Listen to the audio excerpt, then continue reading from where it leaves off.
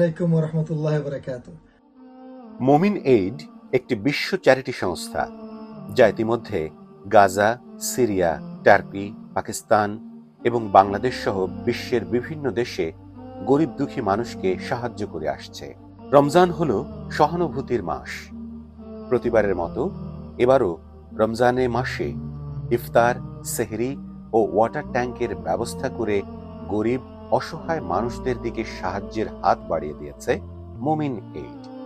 ইনশাআল্লাহ মোমিন এইড রমজানে গাজ্জানে 100,000 ইফতার বিতরণ করবে। মোমিন এইডের সাথে আপনারাও গাজার মানুষগুলোর পাশে দাঁড়াতে পারবেন আপনার দানের মাধ্যমে। আপনি একজনের ইফতার দান করতে পারেন মাত্র 5 পাউন্ড দিয়ে।